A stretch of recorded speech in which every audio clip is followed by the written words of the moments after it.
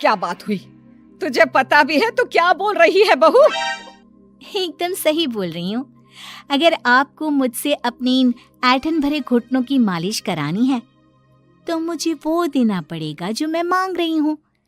एक हाथ दो और दूसरे हाथ लो, सिंपल। बहू हूँ, इसका मतलब ये नहीं कि नौकरानियों की तरह काम करूँ। ये है अमृता और उसकी सास रेखा। अमृता एक नई नवेली बहू है जिसकी शादी कुछ दिनों पहले ही रेखा के बेटे माधव के साथ हुई है। वैसे तो अमृता दिल की बहुत अच्छी है, लेकिन वो कहते हैं ना कि खून का रंग तो दिखता ही है। बस वही डॉन की बेटी होने का रंग यहाँ अमृता में भी दिख रहा है, जो है रिश्वत लेना। जी हाँ, काम चाहे कितना भी छोटा या कितना भी बड़ा क्यों ना हो, हमारी अमृता बहू बिना रिश्वत लिए कुछ नहीं करती। चलिए देखते हैं आगे इनके साथ और क्या क्या होता है। रेखा और अमृता को लड़ते देख ससुर प्रेमचंद वहाँ आता है और कहता है, अरे क्या हुआ? काहे इतना तिल मिला रही हो रेखा? अरे कुछ बोलोगी भी या कानों में हड़ताल हो रखी है तुम दोनों के? देखिए ना पापा जी, माँ जी ने मुझे कहा कि मैं उनके घुटनों की मालिश कर दूं, लेकिन उसके बदले में माँ जी मुझे वो हीरो वाला पुश्तैनी हार देने से इनकार कर रही हैं। क्या? घुटनों की मालिश के लिए हीरो का पुश्तैनी हार कौन मांगता है बहू? पापा जी, आपको तो पता ही है ना, आपकी बहू कितनी सयानी है, हर कोई भी काम फ्री में नहीं करती। और अब शेखावत खानदान का आटा तो इतना भी गीला नहीं है कि अपनी बहू को हार ना दे पाए। क्यों माय डियर माँ जी? देखा आपने प्रेमचंद जी, ये अब मुझसे पुश्तैनी हार मांग रही है, कल को पूरा घर मांग लेगी। अरे जा जा, मैं खुद कर लूंगी अपनी मालिश। ठीक है, मुझे क्या। एंजॉय योर मालिश टाइम माँ जी। रात में जब पति महादेव दफ्तर से लौटकर घर आते हैं तभी कमरे में, अमू सुनो ना, मेरा वो लाल रंग का जो शर्ट है ना वो धो दो ना प्लीज। एक्चुअली कल मेरी एक इम्पोर्टेंट इंटरनेशनल क्लाइंट के साथ मीटिंग है, बहुत बड़ी डील का ऑफर है, इसलिए मैं अपनी उस लकी शर्ट को पहनकर जाना चाहता हूँ। अभी धो दो, रात भर में तो सूखी जाएगी, फिर कल अच्छे से कड़क वाली इस्त्री कर देना अपने शुभ शुभ हाथों से। जी नहीं, मैं ये सब ऐसे ही नहीं करने वाली। अगर काम करवाना है तो मेरी एक शर्त है। अरे यार, तुम और तुम्हारी शर्तें, बोलो क्या है? आपको मुझे 10 मनीष मल्होत्रा डिजाइनर की साड़ियां दिलानी होगी। 2 हफ्तों में मेरी स्वीट हार्ट फ्रेंड बिल्लो रानी की शादी है। मैं वहां डिजाइनर साड़ी पहनकर जाऊंगी और सब कुछ जला दूंगी। माधव अपनी बीवी की बात सुनकर हैरान परेशान अपने सर पर हाथ रखकर बैठ जाता है। अरे तुम बीवी हो या आफत? तुम्हारे दिमाग में जंग लग गया है क्या? देखो इतने सारे पैसे नहीं है मेरे पास। तुम्हारी याददाश्त तो जगह पर है ना माधव, भूल गए? मैं एक डॉन की बेटी हूँ। अगर तुमने मेरे कहे मुताबिक काम नहीं किया तो तुम्हारे लाल शर्ट को दूर ही रखो, मेरे पापा तुम्हें ही लाल कर डालेंगे। ठीक है, चलो अब ज्यादा मत डराओ, तुम्हें जो चाहेगा मिल जाएगा। अब ये डर और रिश्वत का सिलसिला यूं ही चलता रहता है और इसी तरह समय बीतता रहता है। एक सुबह सब नाश्ते के टेबल पर बैठे थे, जहां अमृता सबके सामने एक व्हाइट बोर्ड लाती है जिस पर दिन भर के सारे कामों के रेट लिखे हुए थे। अब ये क्या है? टीचर नहीं बनने का इरादा है क्या तेरा? अगर हाँ तो अफसोस, बेचारे बच्चे, उनका भविष्य तो अंधेरे में है। आप लोग बेकार की बातें बंद कीजिए और आंखें खोलकर ठीक से पढ़िए क्या लिखा है। ये आज के सारे कामों के रेट्स हैं।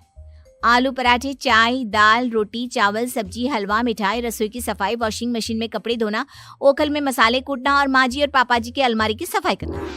इन सब कामों की कुल मिला के जो रकम बनती है वो है ये 10,000 रुपए और माँ जी के लेटेस्ट लाए हुए सोने के झुमके भी। अमृता, तुम इंसान हो या हैवान? जरा तो दया करो हम पर। हे राम जी, उठा लो, अब ना देखा जाता ये सब। सच में पता नहीं कौन सा दिन था वो जब ये हमारे घर आई। महादेव, तेरे प्यार ने तो हमारा जीना दुश्वार कर दिया बेटा।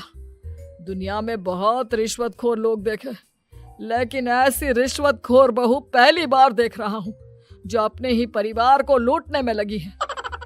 बहू, तुझे पता है ना कि ऐसे रिश्वत मांगना गुनाह है। पापा जी, मैं कोई गुनाह नहीं कर रही हूँ। रिश्वत लेना बाहर की दुनिया में गुनाह है। मैं तो बस अपना हक मांगती हूँ।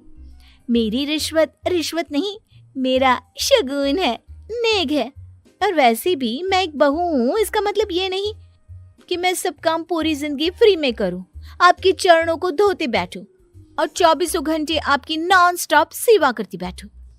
चलिए छोड़िए, नाश्ता और खाना चाहिए तो बोल दो जल्दी से, वरना मैं चली थिएटर। आज मेरे फेवरेट सलमान की पिक्चर रिलीज हुई है। इतना कहकर अमृता वहां से चली जाती है। इस बेवकूफ का जल्दी कुछ करना पड़ेगा। कुछ दिनों बाद घर में पूजा रखी थी और पूजा में 11 पंडितों का खाना बनाने के लिए कहा जाता है, वो भी नई बहू के हाथों से। देखो अमृता बहू, आज घर में पूजा है, 11 पंडितों को खाना खिलाना है। 56 भोग बना पाओगी? उन्होंने कहा है कि नई बहू के हाथों का खाना ही होना चाहिए, नहीं तो मैं रेखा को ही बोल देता हूँ। ओ कम ऑन पापा जी, खाना तो मैंने फ्री फंड में अपने घर में भी कभी ना बनाया, तो अब आपको क्या लगा कि पूजा का नाम लेकर आप मुझे अपनी झांसी में फंसा लोगे? अरे कल मुही, बस अब बस, पहले सुन भी ले क्या कह रहे हैं हम। तुम्हें जितने पैसे चाहिए, जितने तोहफे चाहिए, सब ले लेना, बस पूजा पाठ में कोई बाधा नहीं आनी चाहिए। ओहो, ये हुई ना समझदारी वाली बात। ठीक है, अब आप लोग निश्चिंत रहिए, मैं ऐसा खाना बनाऊंगी कि उन 11 पंडितों की 11 पुश्तें भी मेरे खाने के स्वाद को याद रखेंगी। अमृता पंडितों के लिए खाना पकाती है और पूजा संपन्न होने के बाद उन्हें केले के पत्तों पर खाना परोसती भी है, जिस पर खाने का पहला निवाला खाते ही वो क्या भोजन है। हम इतनी जगहों पर जाते हैं, लेकिन इतना अच्छा स्वाद तो काफी मुश्किल से चखने मिलता है। रेखा जी, प्रेमचंद भाई साहब, आप लोग सच में भाग्यवान हो कि आपको इतनी सर्वगुण संपन्न बहू मिली है, जिसके हाथों में साक्षात माँ अन्नपूर्णा विराजती है। सर्वगुण संपन्न, सबको संपन्न कर देगी यह खूंखार औरत। कुंडली मार कर बैठ गई है मेरे बेचारे बेटे के जीवन में। एक मिनट, अरे ये बात मेरे इस बूढ़े दिमाग में पहले कैसे नहीं आई? इस अमृता की बच्ची को मैं अपने घर से बाहर कैसे निकालूं? इसका उपाय तो पंडित जी के पास जरूर रहेगा। रेखा अगले दिन पंडित जी के पास जाकर उन्हें अमृता के बारे में सब कुछ बता देती है, जिसे सुन पंडित जी भी परेशान हो जाते हैं। अरे, ऐसी बहू तो 7 जन्मों में भी किसी को नसीब ना हो भगवान। देखिए रेखा जी, आपकी रिश्वतखोर बहू और आपके बेटे की कुंडलियों को जोड़कर देखा है मैंने, लेकिन इसमें तो यही बता रहे हैं कि ये आपके जीवन से कभी नहीं जाने वाली। इसलिए उससे सुधारने के लिए जल्दी आप लोगों को ही कुछ करना होगा, नहीं तो एक दिन वो आप लोगों को कंगाल करके ही दम लेगी। नहीं, ऐसा हरगिज नहीं होगा। मैं कुछ करूंगी, हाथ पे हाथ धरे नहीं बैठूंगी मैं। वहीं घर पर अमृता को ये पता चल जाता है कि उसकी सास रेखा पंडित जी के पास उसकी और महादेव की कुंडलियां लेकर गई थी, और इस पर जब रेखा घर लौटती है तब वाह माँ जी वाह, बहुत ही ज्यादा सयानी निकली आप तो। लेकिन मैं आपको एक बात बताना चाहती हूँ कि मेरी और महादेव की कुंडलियां जोड़कर पूजा पाठ और हवन करके भी कुछ नहीं मिलेगा, क्योंकि मैं ऐसी बला हूं जो आप सबकी जिंदगियों से अब कभी नहीं टलने वाली। फिर चाहे आप कितने भी टोटके हवन या उपाय कर लें। तो खुद को समझती क्या है रे बदतमीज, तुझसे बात करना तो दूर, मुझे तो तेरी शक्ल देखना भी नहीं पसंद। अब सास बहू के बीच एक अनकहा सा युद्ध छिड़ जाता है। दिन बीतने लगते हैं, लेकिन एक दिन अचानक रेखा की तबीयत हद से ज्यादा खराब हो जाती है और उसे सांस लेने में भी काफी दिक्कत और परेशानी महसूस होती है। जब उसे डॉक्टर के पास ले जाया जाता है तब डॉक्टर चेकअप करके कहते हैं, देखिए, मैंने सारे टेस्ट करके देख लिए हैं और रिपोर्ट्स को क्रॉस चेक करके ये पता चला है कि रेखा जी को गंभीर दिल की बीमारी है। उनके फेफड़ों में भी काफी सूजन आ गई है। उनका जल्द से जल्द ऑपरेशन करना होगा, वरना आई एम सॉरी टू से उन्हें बचाना मुश्किल हो जाएगा। ये खबर सुनकर प्रेमचंद और माधव दोनों हक्का बक्का रह जाते हैं। लेकिन डॉक्टर साहब, कितने पैसे लगेंगे ऑपरेशन के लिए? और उसके बाद रेखा पूरी तरह ठीक तो हो जाएगी ना? जी हाँ, इस ऑपरेशन के बाद वो बिल्कुल ठीक हो जाएंगे, लेकिन वो तभी हो सकता है जब ऑपरेशन टाइम से हो पाएगा। और रही बात ऑपरेशन के खर्चे की, तो उसमें तकरीबन 6 से 7 लाख रुपए तक लग सकते हैं। जहां एक तरह सब रेखा की तबीयत और ऑपरेशन को लेकर परेशान होते हैं, वहीं घर पर रेखा को बिस्तर पर देखकर भी अमृता के अंदर जरा भी दया नहीं आती। ओ माँ जी, ये अपना फालतू का मेलोड्रामा बंद कीजिए ना आप। मुझे पता है आपको मुझे रिश्वत नहीं देनी है और घर के सारे काम मुझसे मुफ्त में करवाने हैं, इसीलिए आप ये सब कर रही हो ना। सीरियसली अमृता, ऐसे हालात में तुम ऐसी बातें कैसे कर सकती हो? हम यहाँ परेशान हैं कि ऑपरेशन कैसे कराएंगे, बैंक में इतने पैसे भी नहीं है, और तुम माँ को ताने सुना रही हो।